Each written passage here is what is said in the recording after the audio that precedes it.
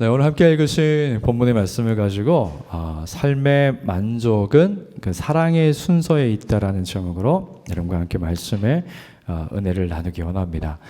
여러분, 종교 개혁 시대가 어떤 의미인지 아실 거예요. 종교 개혁 시대는요, 로마 카톨릭이 가지고 있는 그 기독교의 진리가 왜곡되고 변질되어 버렸죠. 그래서 이것은 옳지 않다, 이것은 잘못되었다고 해서 종교 개혁을 일으킨 그 시대를 말하는데요. 이 종교 개혁 시대의 교회에서는요, 기독교의 중요한 가르침에 대해서 질문을 하고 답을 요구하는 방식의 교리 문답이 매우 중요한 교육이었습니다. 그 교리 교육을 하는 목적은 무엇이었냐면요, 기독교의 올바른 가치관을 전수하는 거죠. 굉장히 중요한 일이에요. 기독교를 모르면은 아무리 그리스도인이라 그래도요, 기독교를 모르면은 하나님이 우리에게 주신 자유를 누릴 수가 없어요. 그래서 그 올바른 기독교의 가치관을 전수하겠다는 이유도 있었지만요, 당시 왜곡된 로마 카톨릭의 가르침으로부터 그리스도인들을 보호하기 위해서 그 교리 문답을 가르쳤습니다. 하지만 현대 그 사회에서는요, 올바른 기독교인이 되기 위해서는 우리가 살고 있는 이 세속주의로부터, 세속주의는 하나님이 없는, 하나님의 말씀이 없는 그분의 가르침과 그분의 가르침의 핵심인 기독교의 가치관이 없는 세상을 말하는데요, 그 세속주의로부터 교인들을 지켜내는 것이 필요한 시대가 되었습니다. 왜 그러냐면요, 이 세상도 분명한 나름대로의 교리가 있어요. 이 세속이 만들어 놓은 가치관이 있어요. 이 세속이 만들어 놓은 가치관과 뼈대가 있는데요, 하나님이 없는 이 세상의 교리는요, 광고나 트위터나 TV의 프로그램 대담이나 음악이나 문학이나 신문의 칼럼 등과 같이 모든 어떤 통로를 통해서 매 순간 사람들에게 전달되고 있죠.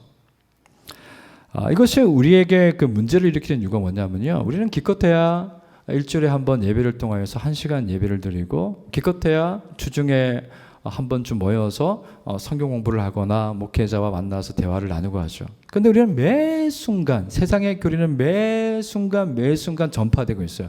매 순간 우리가 인지하지 못하는 그 순간에 여러 가지 매체를 통하여서 세속적인 그 교리를 세뇌시키고 있죠. 그래서 우리 아이들이 유튜브 같은 매체를 통해서 단순히 만들기와 같은 영상을 보는 것이 아니면요, 아이들이 매체에 노출되어 있는 동안 세속의 교리 교육을 받으신다고 생각하시면 됩니다. 오늘날 기독교 젊은이들에게 결혼 전 순결을 이야기하면서 성경 구절을 펼쳐 보여도요, 기독교의 가르침을 받아들이지 않습니다. 이유가 뭐냐면요, 아주 오래전부터 오랜 시간 세속의 교리가 사람들의 마음을 지배했기 때문이죠. 세속의 가치관이 사람들의 마음을 지배하고 있는 교리는 어떤 것이 있을까요? 많이 있지만은 거의 기독교와 반대 입장에 있다고 보시면 돼요.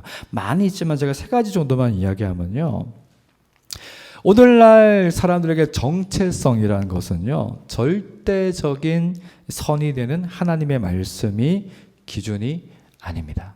오늘날 사람들에게 정체성은요, 자기 자신의 욕구에 솔직한 거예요. 내가 갖고 있는 욕구에 솔직한 거죠. 기독교에서 불의하고 악한 것으로 여겨졌던 그 왜곡된 욕망들이 현대에 와서는요, 다른 사람과 자신을 구별해주는 특별함으로 인식되고 있어요. 잘못된 것이 특별함으로 여겨지고 있습니다. 특히나 유튜브 같은 채널에 정말 해서는 안 될 방송들이 많은데 구독자가 많이 생겨요. 저는 이해가 안 돼요.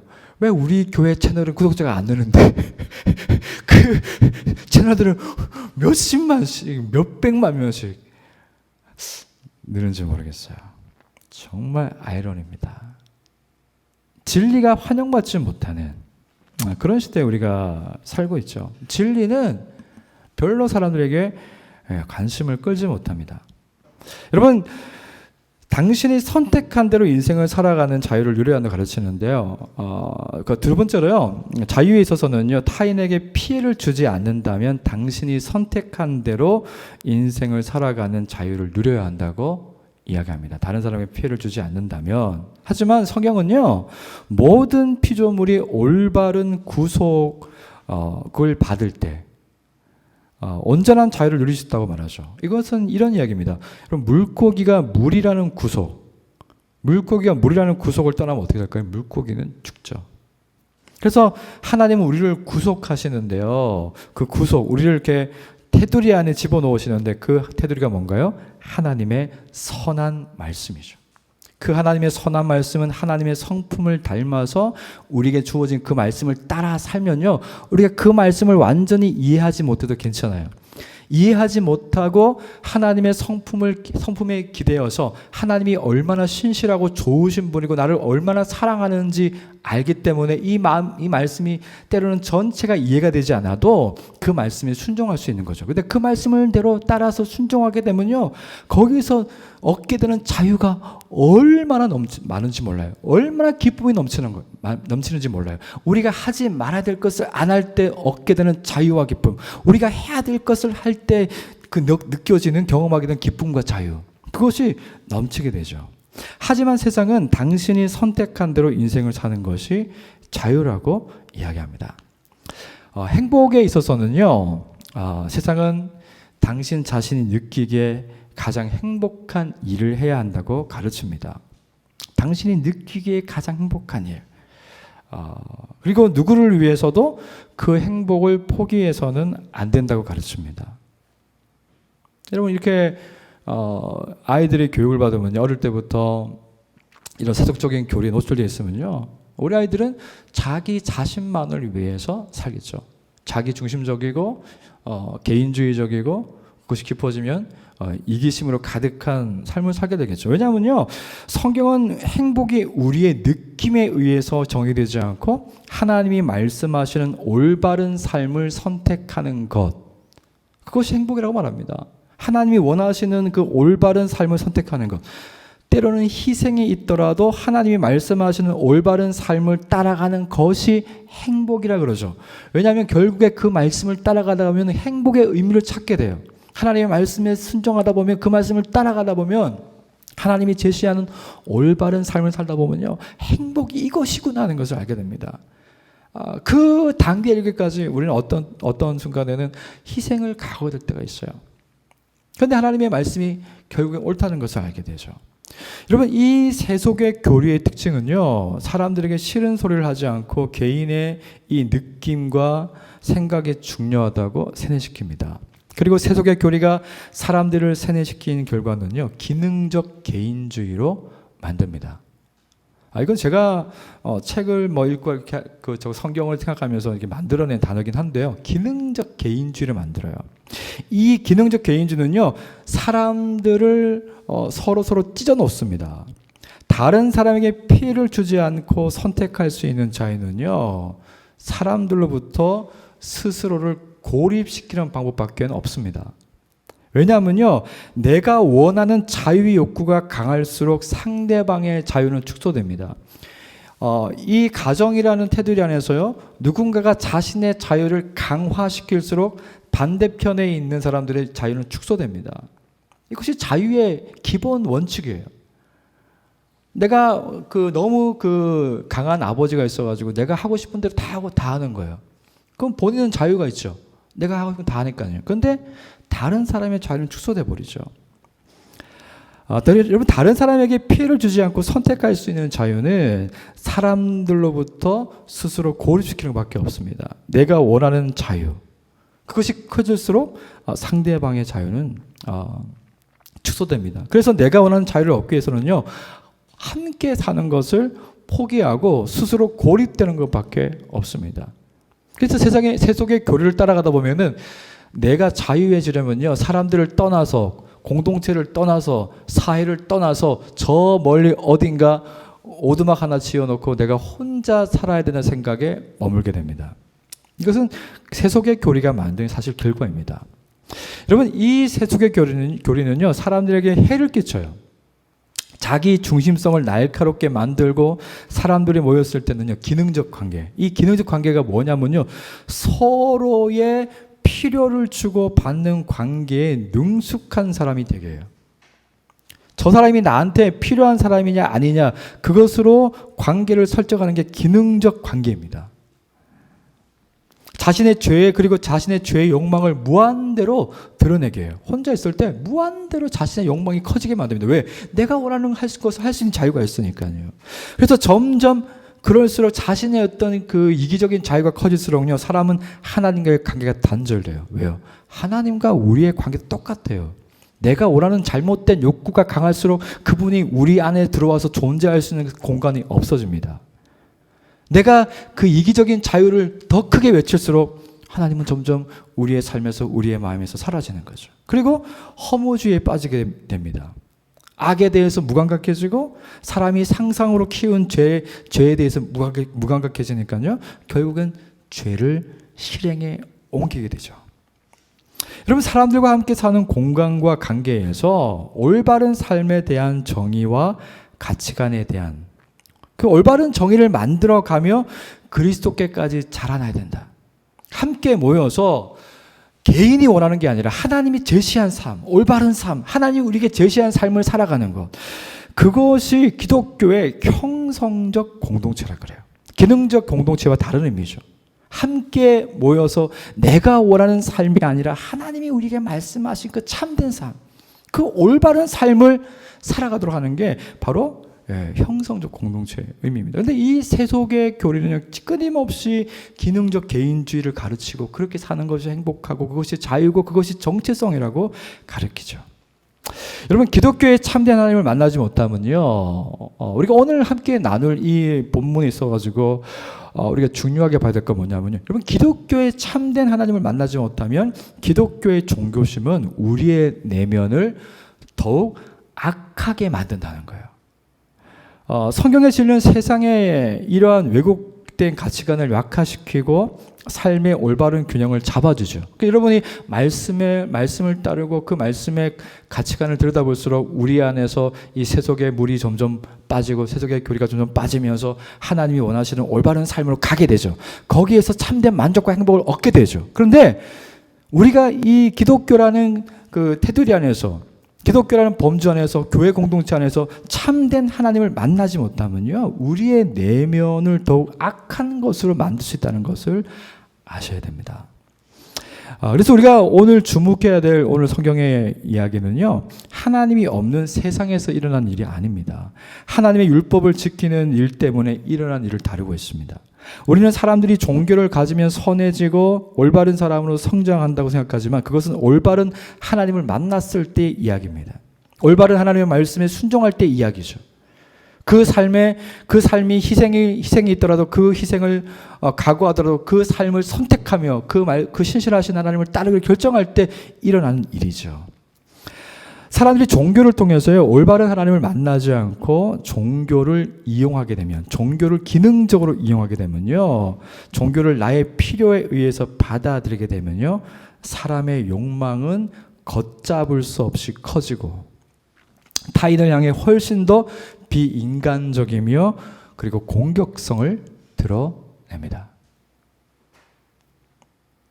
그런 어떤 상처, 그래서 교회에서 상처를 받는 분들이 생기는 거죠. 그거는 올바른 크리스찬이티, 기독교를 아는 분들은요, 그렇게 할 수가 없어요. 할 수 없어요. 다른 사람에서 함부로 비난하고, 아무것도 못하는 사람, 지금 너무 정신적으로 힘들어서 또 육체적으로 너무 힘들어서 아무것도 못하는 사람 함부로 판단하지 않습니다.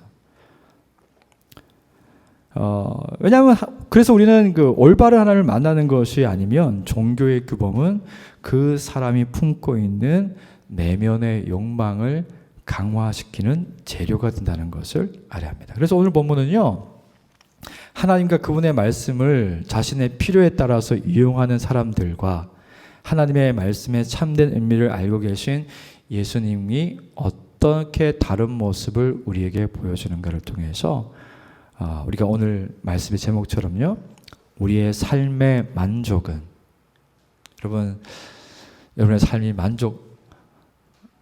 여러분의 삶에 만족하시는지 모르겠어요. 우리가 오늘 이 말씀을 통해서 하나님의 사랑을 제대로 알게 되면요, 삶이 만족이 돼요. 있고 없고의 문제가 아닙니다. 하나님의 사랑을 확신할 수 있다면요, 삶이 만족이 됩니다. 그런 은혜를 우리가 누릴 수 있기를 원합니다. 첫 번째로 우리가 함께 나눌 것은 오늘 말씀의 배경인데요. 예수님은 하나님이시기 때문에 모든 상황 속에서 그분의 말씀이나 행동은 사람들에게 절대적인 선과 올바른 삶이 무엇인지를 가르쳐 주시고 우리가 따라가야 할 삶을 예수님이 유일하게 보여주셨죠. 여러분, 이 세상에 오신 예수님은요, 역사상 그 어떤 인물도 하지 못했던, 어떤 사람도 하지 못했던 유일하게 완벽하게 하나님의 그 율법의 정신과 하나님의 율법의 기능과 하나님의 모든 것을 다 그 율법을 철저하게 지키신 분이죠. 오늘 이야기를 보면은 안식일에 예수님이 해당에 들어가셔서 말씀을 가르칠 때 일어난 일입니다. 예수님이 사람들을 가르치는 중에 예수님의 눈에 들어온 한 사람이 있었는데요. 그 사람은 오른손이 마른 사람이었어요. 오른 사람이 이것을 해석할 때 이 오른손이 말랐다는 것은 조막손, 손이 이렇게 태어날 때부터 아주 작은 기형으로 태어났든지 아니면 손의 근육이 말라가지고 오른손을 쓸 수 없는 사람이라는 뜻입니다. 근데 그 해당에는 손이 마른 사람 말고도 서기관과 바리새인들, 당시의 종교 지도자들이 있었어요. 근데 그들은 예수님을 사내들인 공회에 고소할 증거를 찾고 있는 사람들이었습니다. 그래서 어떤 신학자는요, 이 상황을 두고서 서기관과 바리새인들이 손 마른 사람을 해당에 데려와 예수님이 손 마른 사람을 고쳐주면은 안식일을 범했다는 이유로 공회에 고발하고 예수님을 죽이려고 음모를 꾸몄다. 그래서 이 손 마른 사람과 종교인들이 결탁을 했다고 주석을 하는 사람도 있습니다. 어쨌든 중요한 것은 함정을 파놓고 예수님이 함정에 빠지기를 기다리고 있는 상황이죠. 이것이 안식일에 지금 일어나고 있어요. 함정을 파고 예수님을 죽이려는 음모가요. 그런데 예수님은 그들의 생각을 아셨죠. 그래서 손 마른 사람을 불러 사람들 가운데 서게 하십니다. 당연히 사람들이 이 상황을 집중해서 보겠죠. 그리고 예수님이 서기관과 바리새인들에게 질문합니다. 안식일에 선을 행하는 것과 악을 행하는 것, 생명을 구하는 것과 죽이는 것 중에 어느 것이 옳으냐? 당연히 선을 행하고 생명을 하는 것이 옳은 일이지만 서기관과 바리새인들은 대답을 할 수 없죠. 왜 그렇습니까? 아시는 것처럼 그들은 그 안식일에 예수님을 죽일 음모를 찾고 있어요. 음모를 계획했고 예수님의 생명을 실제로 해하고 싶어하는 그 악으로 가득 차 있었기 때문이죠. 그래서 그 해당에 예수님께서 그 질문을 할 때 아무도 대답 못하니까 예수님이 그 해당을 둘러보십니다. 침묵의 언어죠. 예수님 말씀하십니다. 너희는 어떻게 생각하냐? 안식일에 생명을 살리고 선을 행하는 것이 중요하냐? 사람을 죽이고 악을 행하는 것이 옳으냐? 예수님은 너희는 어떻게 생각하냐? 너희는 안식일에 어떻게 살고 있느냐? 침묵의 언어로 말씀하시죠. 그리고 예수님은 안식일에 선을 행하고 생명을 살리는 일을, 율법의 정신을 실천하기 위해서 그 사람을 불러내시고 그 사람에게 손을 내밀라고 하십니다. 그래서 그 사람의 손이 회복되었다고 성경은 이야기하죠. 근데 이것을 지켜본 사람들의 그 바리새인과 서기관들은 어떻게 됐을까요? 우리가 잘못했네. 그것이 안식일의 올바른 의미이지. 우리가 마음을 고쳐먹자. 그러지 않았어요. 이 바리새인과 서기관들의 문제가 뭐였을까요? 두 번째로 살펴볼 것은요, 이 바리새인과 서기관이 무엇이 문제였을까 하는 거예요. 여러분, 하나님의 말씀인 율법을 기능적으로 이 사람들은 적용했어요. 기능적으로 적용했다는 것은 율법을 자신들의 필요에 따라 사용했다는 것입니다. 바리새인들과 서기관들의 그 사회적 위치, 지위는요, 율법을 잘 알고 율법을 잘 지킨다는 사람들의 인정에 있었습니다. 율법을 잘 알고 잘 지킨다. 그 인정이 있었어요. 그래서 자신들의 지위가 유지되기 위해서는 율법의 기능적인 시스템이 잘 돌아가야 돼요. 그리고 그 율법의 기능적인 시스템의 테두리 안에서 자신들이 율법의 감시자와 재판관이 되어서 율법의 기능을 유지시켜야 했습니다. 율법을 어기는 사람이 있으면 당장 달려가서 지적하고 판단해야 했던 이유가 거기에 있습니다. 그들은 안식일에는 무엇을 하지 말아야 한다는 단순한 기능적인 의미에서만 율법을 지켰던 사람들이었어요. 저도 어릴 때 교회를 다닐 때 버스를 1시간 타고 다녔어야 됐어요. 근데 어머니가 저한테 주일날 주는 건 오직 그 버스 그 승차권 딱 그거랑 헌금만 주셨어요. 아무것도 못 사먹게 하고 어디 절대 놀러 가면 안 되고 주일엔 그렇게 지켜야 된다고 가르쳐 주셨죠. 저는 그게 옳다고 생각했어요. 근데 지금은 우리가 어떻게 살고 있나요? 놀러도 가고 맛있는 것도 많이 사 먹고 우리는 그 사이 어디쯤에 있을 수 있습니다. 근데 우리가 지금 오늘 말씀을 통해서 발견하는 것은 뭐냐면요. 율법의 기능적인 의미는 그렇다는 거예요. 뭐뭐 하지 말라라는 기능적인 의미에 사로잡혀 있는 사람들은요. 삶을 이렇게 살아가게 됩니다. 여러분 율법을 주신 하나님의 의도나 율법의 정신인 하나님 사랑과 이웃 사랑에 관심이 없고 그들은 자신들의 지위와 명예와 기득권이 유지되기 위해서는 율법의 기능적 부분이 필요했고 율법의 기능적인 부분이 결코 훼손되어서는 안 되었죠. 근데 하지만 예수님은 어떤 서기관이나 바리새인들보다 완벽하게 비교가 안 될 정도로 율법의 정신과 의미와 심지어 규칙까지 완벽하게 지키는 분이었어요. 예수님은 완벽했어요. 그분은 하나님이시니까요. 그런데 그런 예수님이 자신은 완벽하게 율법을 지키면서도 율법을 범한 사람들에게는 그들을 불쌍하게 여기시는 거예요. 그들의 아픔을 이해하시는 거예요. 그들의 고통을 안아주시는 거예요. 바리새인과 서기관들이 볼 때 예수님의 이러한 행동은 자신들의 지위를 위협하는 것이었습니다. 율법의 기능적인 면이 날카로운 검처럼 날이 서 있어야 하는데 예수님이 그것을 망친다고 생각했습니다. 예수님의 국률이 사람들로 하여금 율법의 기능적인 규범을 지키는 것에 무감각하게 만든다고 생각한 것이죠. 근데 정말 율법을 안 지켰던 사람은요, 바리새인과 서기관들이었습니다. 안식일에 하지 말아야 한다는 율법의 조항을 들어서 안식일에 선한 일을 하고 생명을 살리는 일을 하여서 율법의 사랑을 실천하는 그 예수님을 올무에 빠뜨리고 악을 행하고 죽일 음모를 안식일에 꾸몄습니다. 여러분 바리새인들과 서기관들의 말로 안식일에 결코 해서는 안 되는 중대 범죄를 저질렀죠. 여러분 사람들 중에는요. 바리새인들과 서기관들이 율법을 자기들의 필요에 따라서 사용하는 것처럼 이건 저를 포함해서입니다. 믿음도 교회도 심지어 하나님도 기능적으로 사용하는 사람들이 있습니다. 예배도 기능적으로 사용하는 사람들이 있습니다. 외국에 가면 한국 사람들이 가장 먼저 찾는 것이 교회입니다. 이전까지 신앙생활을 하지 않았던 사람들 중에는 한국 사람들의 도움을 받기 위해서 교회를 찾는 분들이 있어요. 그래서 저는 교회가 그런 역할을 하는 거 중요하다고 생각해요. 그런 것 때문에 교회 오는 사람들 환영합니다. 저는 괜찮다고 생각해요. 근데 거기까지만 머무른 것은 그분들한테 불행한 거죠. 교회가 진짜 공급할 수 있는 것은 그것보다 훨씬 더 좋은 것들이 있으니까요. 교회를 다니는 사람들 가운데는 지옥에 가지 않고 천국에 가는 티켓을 얻기 위해서 교회를 다니는 사람들도 있습니다. 천국 티켓이 필요해서.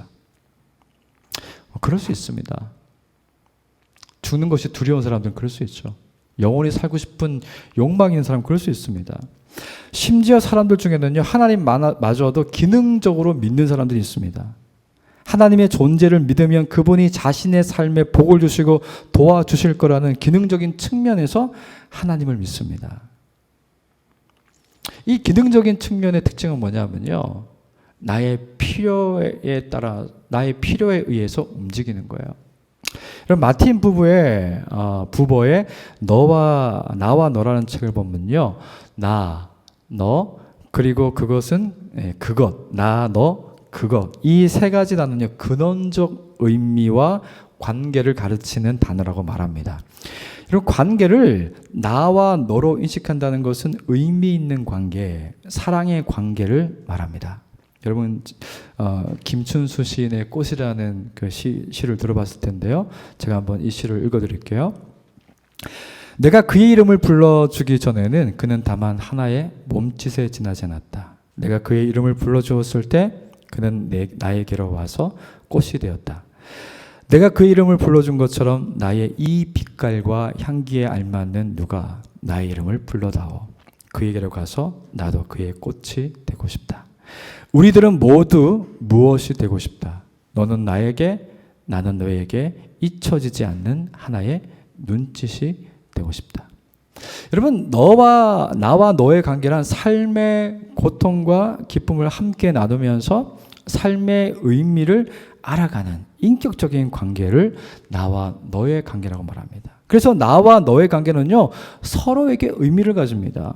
서로의 고통에 관심을 가지고 서로의 기쁨을 나의 기쁨처럼 여기며 끈끈한 삶의 동반자로 받아들이는 것이 나와 너의 의미죠. 근데 이것이 기독교 공동체가 추구해야 하는 모습이죠. 올바른 관계를 만들어가면서 올바른 성장으로 나아간다는 뜻입니다. 부족한 사람이 있어도 비난하지 않고 참아주고 인내해주고 그 부족한 부분을 함께 도와주면서 하나님이 원하시는 삶의 모습으로 함께 만들어가는 것, 그게 기독교 공동체의 모습이죠. 그런데 관계 중에는요, 나와 그것의 관계도 있습니다. 나와 그것의 관계는요, 기능적인 관계를 말합니다. 나의 필요 때문에 그것이 존재하는 것이죠. 회사의 사장님은 나에게 월급을 주는 사람이고, 사장님 편에서 볼 때 직원은 나에게 수익을 가져다 줄 도구로 생각하는 거죠. 그러면 그 관계는요, 나와 그것의 관계입니다. 여러분, 남편과 아내가 한 집에서 살지만 남편은 자기 일만 하고 아내도 자기 일만 합니다. 서로에게 인격적인 교제를 통해서 삶의 의미를 발견하고 올바른 삶을 만들어가는 동반자가 아니라면요, 그 부부도 나와 그것의 관계입니다. 아무리 좋은 곳을 함께 다니고 맛있는 것을 함께 먹고 옆에서 잠을 자도요, 인격적인 친밀함이 없다면, 나의 필요 때문에 존재하는 것처럼 방치하면요, 그것은 나와 그것의 관계입니다. 그래서 그 나와 그것의 관계로 살 때 우리는 항상 마음이 헛헛해요. 그 존재로부터 삶의 참된 의미와 만족을 경험하지 못하죠. 여러분, 교회도 마찬가지입니다. 여러분, 형성적 공동체는요, 그리스도의 사랑 안에서 한 몸이 되었기 때문에 서로에게 지대한 관심을 가지게 됩니다. 이건 주님의 말씀이죠. 서로 사랑하라. 왜? 그것이 하나님의 나라의 모습이기 때문이에요. 하나님이 그리스도를 통하여서 우리를 살리신 다음에 그분이 완성할 나라가 그 모습이기 때문이에요. 지금은 우리가 죄인이고 우리의 죄가 너무 크고 우리가 너무 바쁘고 다른 곳에 신경 쓸 틈이 없고 여전히 이기적이어서 그렇게 살지 못한다 할지라도 하나님은 너희가 완성될 그 나라에 들어갈 사람들이기 때문에 형성적 공동체로 너희가 살아야 된다고 말씀하시는 거죠. 그러면 그리스도를 닮은 모습으로 자라나는 것을 응원하고 도와주는 것. 하지만 이 기능적 공동체는요, 단순한 필요만 있어요. 여러분, 교회가 기능적 공동체가 되면 어떤 일이 벌어지냐면요, 목회자는 내 설교를 들어줄 청중이 필요한 거예요. 내가 목회할 수 있도록 사람들이 필요한 거예요. 그럼 성도님들 입장에서 어떻습니까? 내가 필요한 설교를 해줄 목회자가 필요한 거죠. 내가 이곳에 앉아 있으면은 내가 안전하다고 여길 수 있는 잘 갖추어진 예배당과 잘 갖추어진 예배가 필요한 거죠. 여러분, 그 공동체는 나와 그것입니다. 그래서 사람들이요, 나와 그것에 관계에 있을 때는요, 내가 필요로 했던 것들이 없다고 생각되어 좀 화가 나요. 내가 꼭 필요하다고 느꼈던 것이 없으면요, 불만이 생겨요.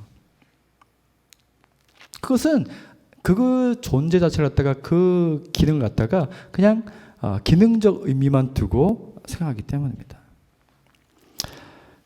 저와 여기에 계신 분들의 관계는 어떤 관계일까요? 저와 여러분은 나와 너의 관계입니까? 나와 그것의 관계입니까? 여러분은 서로 나와 너입니까? 아니면 나와 그것입니까? 여러분은 하나님과 나와 너의 관계입니까? 나와 그것입니까? 여러분, 나와 그것에서 나와 너의 그 의미의 관계가 되기 위해서는요, 물론 시간이 필요해요. 급진적으로 사람에게 급진적인 변화가 일어나는 것은 정말 드뭅니다. 기다림이 필요하죠. 근데 여러분, 제가 말씀드리고 싶은 것은요, 절대 여러분 교회 공동체의 의미를 가질 때에 나와 그것에서 머무르시면 안 돼요. 그러면 여러분 금방 교회 떠나게 돼요. 내 필요를 교회에서 채우겠다고 생각하시면요, 그 필요가 만족되지 않으면 교회를 떠나게 돼요. 공동체를 떠나게 돼요. 하나님을 떠나게 돼요. 기다리다 그 필요가 채워지지 않으면요, 떠난다고요. 그리고 우리 세 번째로 나눌 것은 뭐냐면요, 하나님이 우리를 그것으로 보는지 너로 보는지가 중요하겠죠. 여러분, 서기관과 바리새인들에게 우선순위 뭐였을까요? 자신의 명예와 지위가 가장 큰 우선순위였어요. 그리고 두 번째는요, 율법의 기능적인 그 의미가 계속 잘 지켜지는 거였어요. 세 번째는요, 자신들의 필요에 의해서 고용된 존재로서의 그 손마른 사람이었어요. 이 손마른 사람은 필요한 사람이었어요. 필요한 자신의 도구였죠. 근데 손마른 사람은 필요가 없어지면요, 바리새인들과 서기관들의 관심의 대상이 되지 않습니다. 그래서 종교인들에게 손마른 사람은요, 나와 그것의 관계죠. 하지만 예수님의 사랑의 수위는 완전 달랐어요. 예수님은 자신의 생명을 노리는 사람들이 지켜보는 가운데서 자신의 사랑의 우선순위가 어디에 있는지 과감하게 보여주십니다. 예수님이 이 땅에 오셔서 그분이 십자가를 지신 것은 하나님의 사랑의 우선순위가 어디에 있는지 과감하게 보여주신 거예요. 예수님은 자신의 인기와 명예, 자신의 생명보다 고통을 당하고 있는 그 손마른 사람에게 가장 큰 관심이 있었습니다. 혹 그 사람이 예수님을 함정에 빠뜨리기 위해서 종교인들과 결탁해서 해당에 들어와 앉아있다 할지라도 예수님은 그의 의도보다도 그의 삶의 고통을 들여다보시는 분이죠. 그가 얼마나 고통받는 사람인지. 혹 손마른 사람이 자신의 핸디캡 때문에 어쩔 수 없이 종교인과 결탁하여 그 자리에 있든, 자신의 이기심 때문에 그 자리에 있든, 자신의 마른 손 때문에 인생이 망가지고 사람들에게 환영받지 못하고 있는 자신이라고 스스로를 저주할 때, 나는 이 사람들과 결탁하지 않으면 살 수 없는 사람이 합리화하고, 힘이 있는 사람의 도구로 살지 않으면 나는 살아갈 수 없는 사람이라고 자기를 합리화하는 그런 사람에게도 예수님은 그 사람의 삶 자체, 그의 어떤 고통을 들여다보고 바라보셨다는 거예요. 여러분, 예수님은요, 우리가 괜찮은 사람이기 때문에 우리를 사랑하는 게 아닙니다. 우리가 그렇게 야가 빠지고 헤어진 사람이라 할지라도 우리 존재가 그렇게 살아야 되는 게 아닌데, 하나님 앞에서 올바른 삶을 살아야 되는데 그것을 살지 못하는 그 사람의 내면의 고통을 아시는 거예요. 아무리 나가 빠지고 헤어지고 야가 빠진 사람이라도 하나님은 불쌍히 여기고 그 사람을 위해서도 자기 생명을 주실 정도로 하나님은요, 사랑의 우선순위가 자신의 명예나 인기나 생명에 있지 않고 저와 여러분에게 있다는 거예요. 여러분이 어떤 사람이 상관없어요. 여러분이 인정받는 사람이 아니어도 상관없어요. 자격이 갖출 필요가 없어요. 하나님은 여러분의 존재 자체를 불쌍히 여기시고 사랑하신다는 거예요.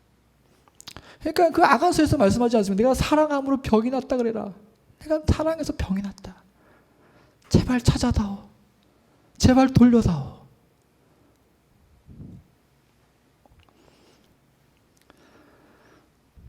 그래서 예수님이 그 사람의 손을 해보 지켜주셨을 때, 달리 말하자면 그 사람이 예수님이 그 어떤 것보다도 자신의 생명보다도 나를 사랑한다는 것을 그 사람이 알게 되었을 때요, 그 사람은 손이 회복된 것 때문에 행복한 게 아니에요. 손이 회복된 거 말고도 그 사람을 불행하게 만들 수 있는 게 얼마나 많아요. 그런데 그 사람은 세상을 창조하시고 나를 지으신 하나님이 자신의 생명보다 나를 사랑한다는 것을 알게 된 거예요. 이 위대한 사랑을 알게 되면요, 내 안에 있던 결핍이 더 이상 문제가 되지 않습니다. 내가 만족스럽게 여기지 못했던 것은요, 사실은 하나님에 대한 사랑의 확신이 없었기 때문이거든요. 여러분, 우리가 하나님이 우리를 정말로 사랑한다는 것을 확신하게 되면요, 하나님 우리를 그것으로 여기지 않고 하나님이 그분 안에서 우리가 그분의 말씀 안에서 그분과 영원한 삶을 함께 나누는 동반자로, 자녀로 여기신다면요, 우리는 그 하나님의 사랑을 확신할 수만 있다면 우리의 결핍이 우리 마음에 자리할 공간이 없습니다. 그 사랑이 가득 채워지면은 우리는 만족하게 돼요. 행복할 수 있어요. 없다고, 이 세상에 결핍이 없다고 불행하다고 느끼지 않습니다. 근데 여러분, 반대로 만약에 그 하나님의 사랑, 여러분을 가장 우선순위에 두고 있는 그 하나님의 사랑을 여러분이 깨닫지 못하면요, 언제나 불행합니다. 언제나 결핍되어 있어요. 여러분이 만약에 하나님보다 딸을 사랑한다고 한번 생각해 보십시오. 딸이 여러분의 삶의 우선순위예요. 어떤 일이 벌어질까요? 여러분, 내가 사랑하는 대상에게 사람들은 기대를 걸게 돼 있어요. 근데 그 대상이 잘못하면 분노하게 됩니다. 때리게 됩니다. 비난하게 됩니다. 왜 너 이것밖에 못해? 근데 하나님을 사랑하게 되면요, 나를 사랑하는 하나님을 나도 그 하나님을 내 삶의 사랑의 우선순위에 두게 되면요, 나머지 모든 사람들을 바라보는 관점이 바뀌게 돼요. 저 부족함을 하나님이 채우시겠지. 저 연약함을 하나님이 고치시고 하나님이 원하시는 모습으로 만들어 가겠지. 그러면요, 축복하고 격려하고 기다려줄 수 있어요. 우리가 사람들을 대하는 삶의 방식이 바뀌는 거죠. 그런 말씀 맺겠습니다. 예수님은 저와 여러분을 그것으로 생각하지 않으시고 너라고 말씀하신다는 것을 기억하십시오. 예수님 자신의 생명보다 더 소중한 존재라고 말씀합니다. 여러분, 그 예수님을 더 이상 그것으로 만들지 마십시오. 예수님을 기능적으로 믿지 말고 그분께 인격적으로 나가십시오. 그리고 그분의 몸으로 하나 된 형제와 자매님들을 그것이 아닌 너로 바라볼 수 있기를 원합니다. 지금은 바라보기만 해도 괜찮아요. 그러다 보면 더 깊어지겠죠. 주님이 우리에게 생명을 주셨을 때 주님이 우리에게 바라시는 것은 나에게 너희가 그것이 아닌 너로 불려지는 것처럼 너희도 서로 그것이 아니라 서로에게 너가 되기를 바라십니다. 여러분, 이 시간에 같이 한번 우리가 기도했으면 좋겠습니다.